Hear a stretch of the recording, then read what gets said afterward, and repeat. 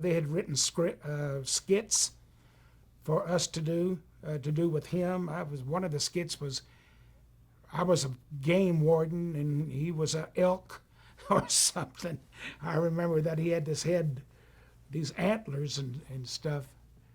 And it was a little countrified more than his regular show would have been. Because his show, he was so versatile that whoever the guests were, that's how they would write the show towards that guest.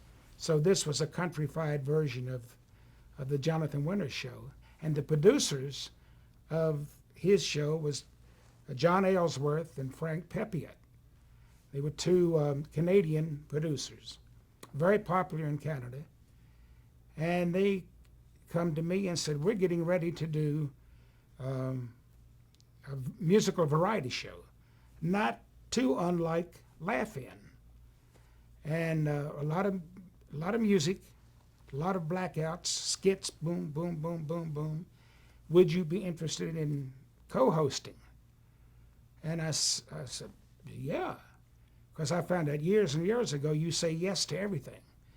A lot of it doesn't ever come out or work out, but you say yes. And that was, like I say, in the fall of '68. And it was about January, February, Jim Halsey, my manager, called and said, they're getting ready to do that show.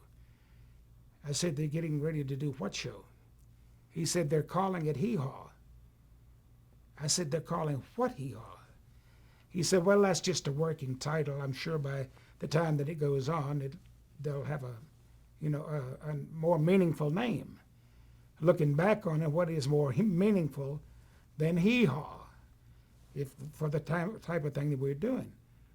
And it was supposed to have been in 1 hour special, just to see what kind of reaction it would get. But that was the year that the Smothers Brothers and CBS had a falling out.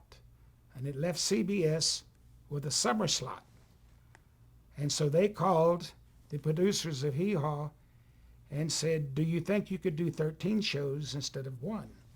And they said, of course we can do 13 shows. And they hung up and said, can we do 13 shows? And said yes. So we went in and started doing all of these jokes. Worst jokes you've ever heard. We looked at one another, and I said, if you give me 10 minutes, I can write better jokes than these. These are terrible, because we did everything out of sync. And but we went ahead and did them. And then finally we've been in for about 2.5 weeks, where they had enough of the different segments that they could put together a rough run through, top to bottom, unsweetened, no applause, no laughter, no nothing, and played for us. Well, then it hit us. Oh, this is what you're doing. Because now those corny jokes made sense.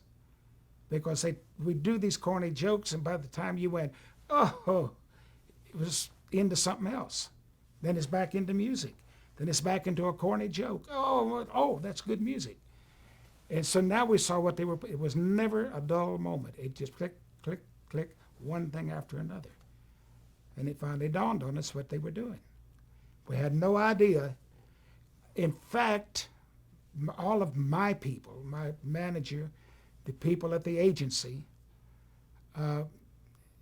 consensus was, it won't hurt your career too much. I mean, you can outlive this. It's not going to do that much damage. For the first week it went on, it blew the top off of everything. And the second week it was on, it was just astronomical.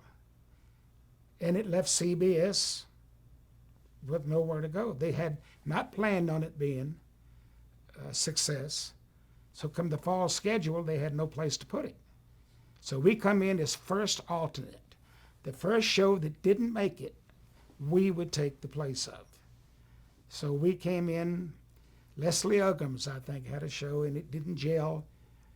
So it went off in December. We came back in January of 1970, because 1969 was that first summer that we were on. And the rest is history until a new program director came in. And I guess they were getting a lot of people laughing and saying, boy, CBS, what does that stand for? Country bull? Or I had to look up the first time I ever heard the word bucolic. Oh, it means countrified or country. So we went on in 1970 in a regular time slot. We were on 2.5 years. A new program director came in and said, this is ridiculous. They moved us around, and the audience followed us everywhere they moved us. That didn't work. So they put the Beverly Hillbillies, the Green Acres, and Hee Haw all together on a Tuesday night. And then the guy says, look, 2 hours of hillbillies. This is ridiculous. So canceled all of them. So that's how they got rid of the Beverly Hillbillies, Green Acres, and Hee Haw. Was to bunch us all together and then say, nobody can stand 2 hours of these hillbillies.